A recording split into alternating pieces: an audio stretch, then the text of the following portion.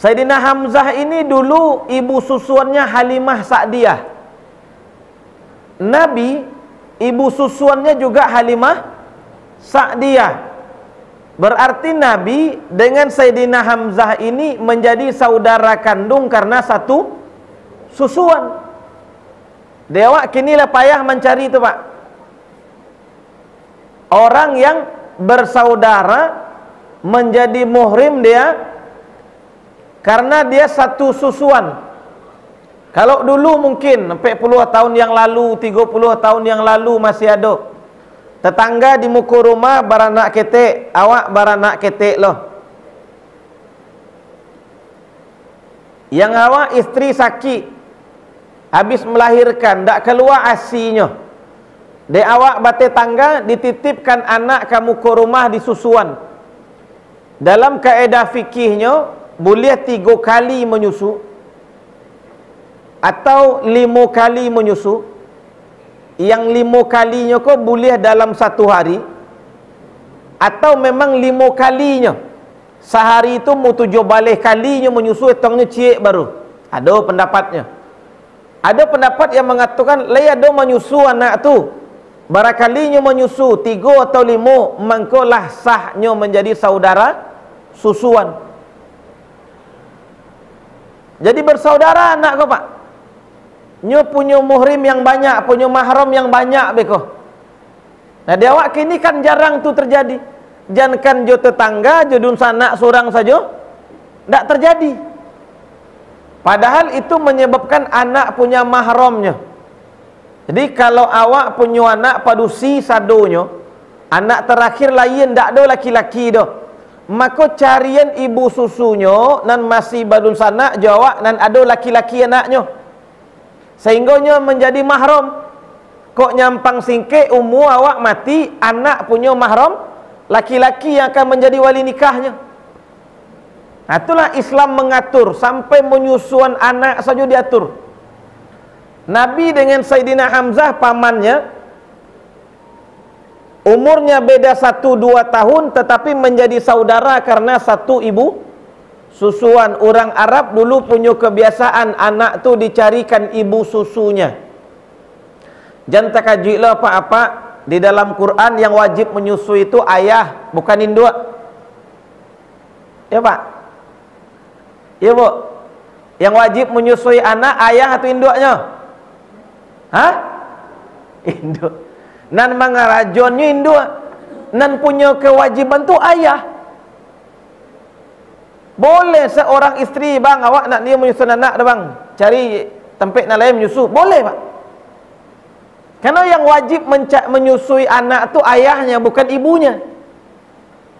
Maka di Arab tu dulu punya kebiasaan seorang ayah akan mencarikan ibu susu bagi anak. Nabi lahir dalam keadaan yatim.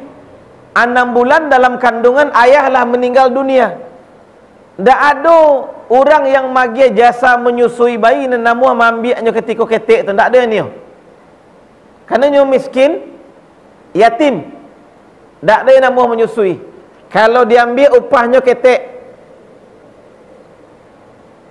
Halimah Sa'diyah dalam keadaan sakit.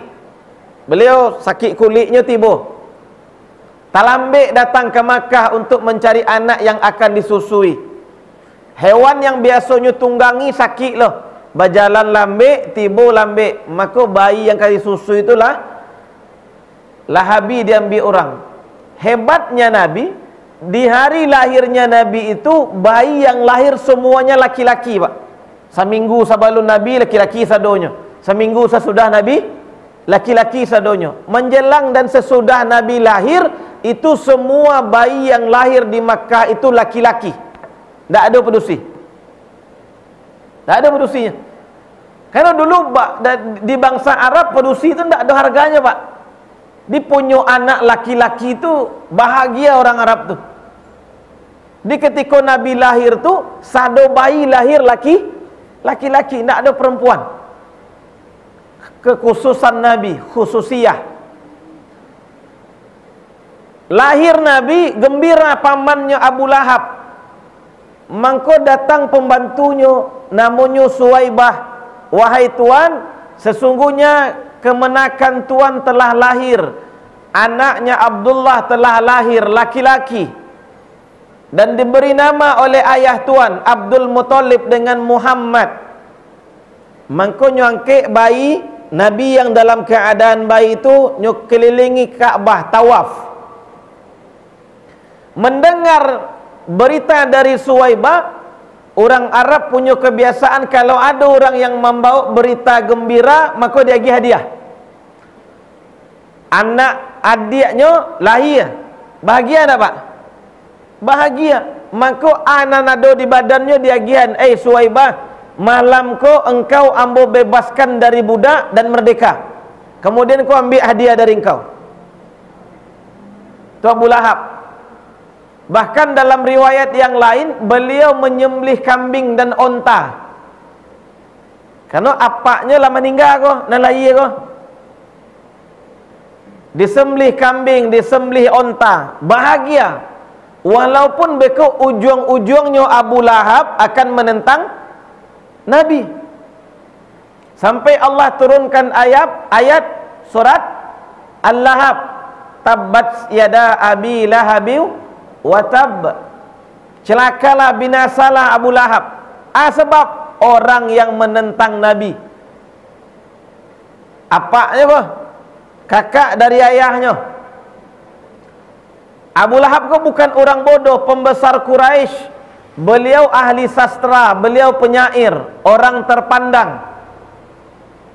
Tetapi ketika Nabi Muhammad usia 40 tahun, Allah angkat menjadi Nabi dan Rasul, yang pertama kali menentang ku Abu Lahab. Orang Dakik, bukan orang Jawa Pak.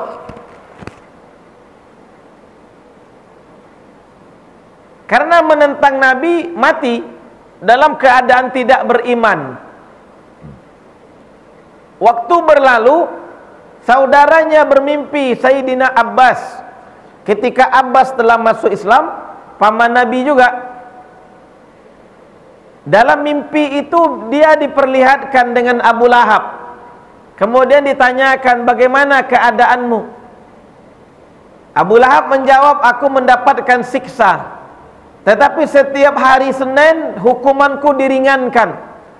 Dan aku boleh meminum air yang Allah keluarkan dari ujung jempolku. Kok ceritanya lah di akhirat ke Bapak Ibu? Dalam mimpi itu. Yang menyebabkan Abu Lahab Allah ringankan hukuman di hari Senin, kemudian boleh minum dari ujung jempolnya, karena beliau senang dengan hari lahirnya Nabi. Senang sebaru Pak. Maka kata ulama, kalau orang yang mati dalam keadaan kafir mendapatkan dari Allah sedikit keringanan hukuman, bagaimana dengan orang beriman yang senang dengan hari lahirnya Nabi? Nah, kini wak masuk bulan Maulid. Kalau tanggalnya, kalau tidak salah menurut kalender hari Kamis, tanggal 28, peringatan Maulid Nabi. Abu Lahab yang mati kafir mendapatkan kesenangan, sedikit ringan hukumannya. Kalau awak beriman gembira dengan lahirnya Nabi, yang awak dapat kira-kira Pak? Maka awak akan mendapatkan syafaat. Mesti gembira dengan hari lahirnya Nabi. Dan negara kita sejak presiden yang pertama sudah menetapkan setiap bulan Rabiul Awal ada perayaan, sehingga dibentuk sampai tingkat kecamatan namanya Panitia Hari Besar Islam. Apa yang diurusnya? Hari-hari besar keagamaan Islam. Salah satunya adalah peringatan Maulid Nabi. Sejak zaman Soekarno sudah ada peringatannya. Sampai presiden yang sekarang tetap diperingati. Berarti negara kita sudah menetapkan satu ketetapan, harinya diliburkan untuk apa? Memperingati hari lahirnya Nabi. Kalau negara sudah merayakan, awak bakal ndak? mesti gembira, Nabi lahir. Bapak Ibu jemaah yang mulia, di dalam Islam ada 5 malam yang memiliki keistimewaan, kekhususan. Malam ko kalau dihitung tahunnya, menurut kalender Hijriah ada 360 malam. Kalau kalendernya Masehi ada 365 malam dalam 1 tahun kalender. Tetapi ada 5 malam yang istimewa. Yang pertama namanya malam Jumat. Malam Jumat akan ada setiap pekan, setiap Jumat, setiap minggunya. Maka malam Jumat punya keistimewaan yang tidak dimiliki oleh malam-malam yang lain. Di siang harinya Nabi mengatakan Al-Jumu'ah Sayyidul Ayyam. Jumat itu pemimpin semua hari. Senin, Selasa, Rabu, Kamis, Jumat, Sabtu, Minggu, pemimpinnya hari Jumat. Kalau di Islam menghitung kalender itu Sabtu, Pak. Hari pertama itu Sabtu, Minggu atau Ahad, Senin, Selasa, Rabu, Kamis, Jumat kok hari terakhir. Karena Nabi Adam Allah ciptakan di hari terakhir.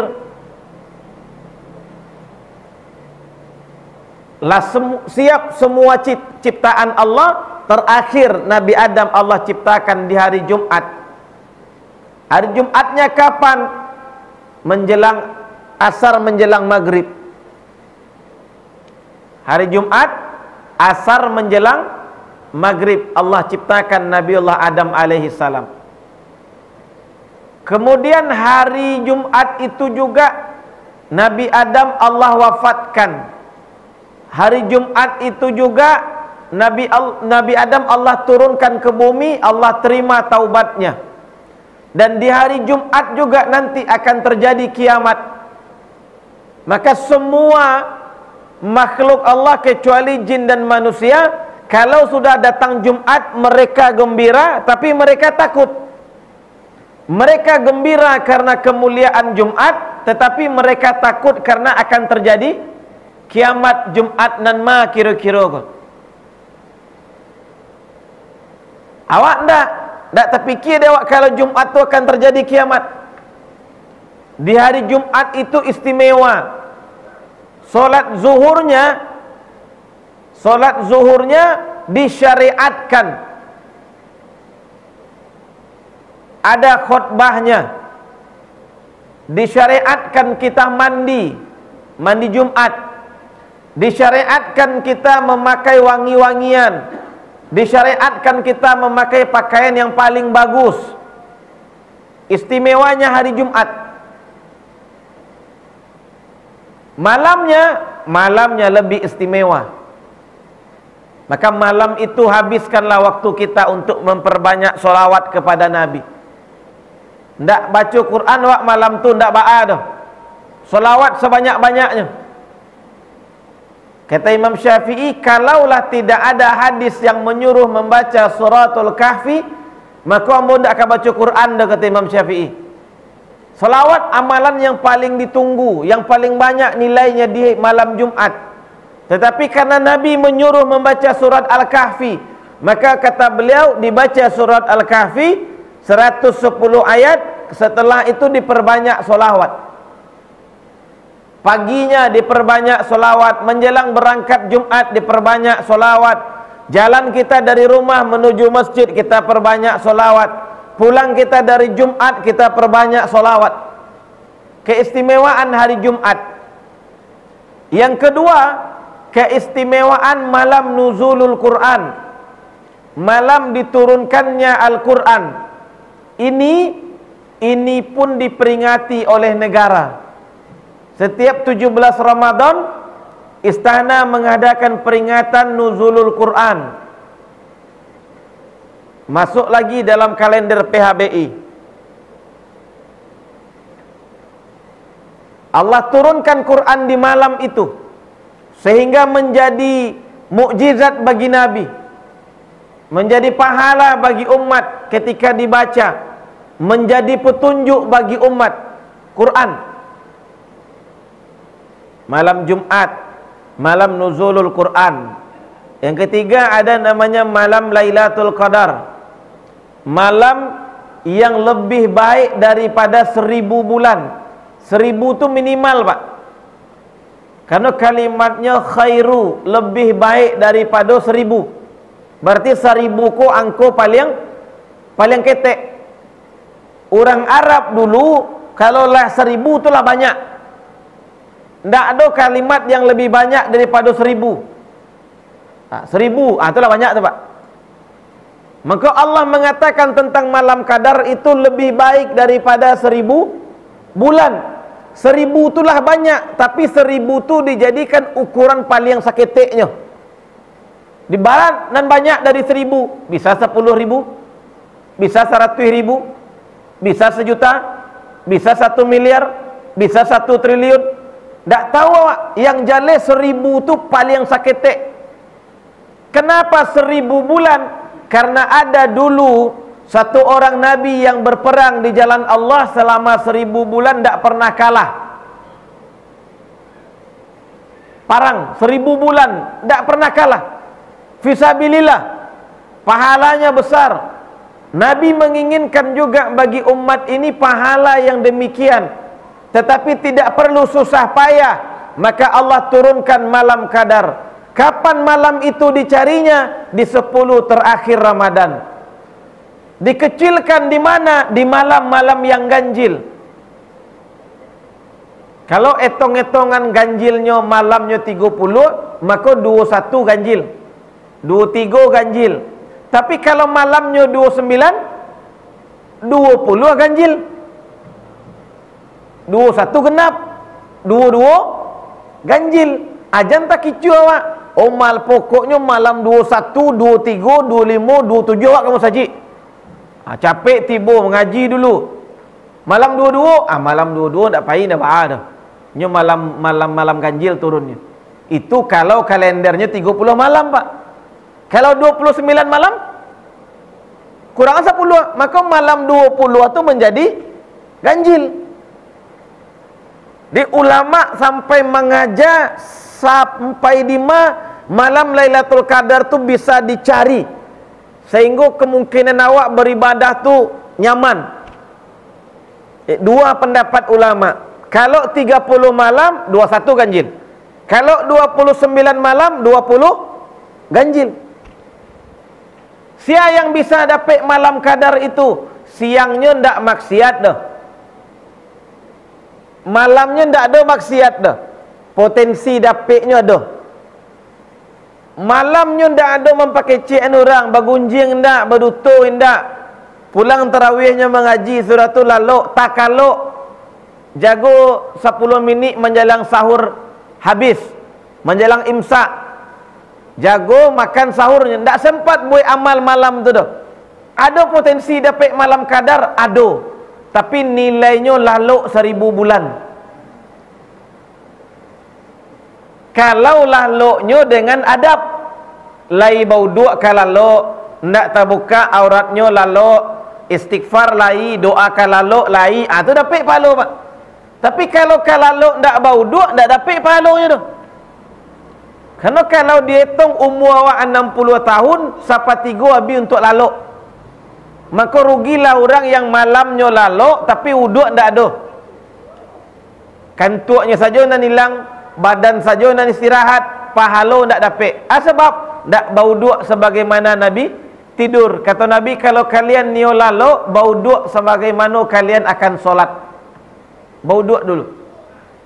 Baca doa kalau lalu tu adik kandungnya mati, Pak. Di kalau awak lalu, berartilah 50% kemungkinan awak untuk mati. Nah, awak tak sadar, kalau lalu tak mau je bauduk. Di kalau lalu tu bauduk awak dulu. Minimal sepanik-panik badan bauduk awak. Nabi mengajarkan kepada anak beliau, Sayyidatuna Fatimah radhiyallahu taala anha, kalau tu baca subhanallah 33, alhamdulillah 33, Allahu akbar 34.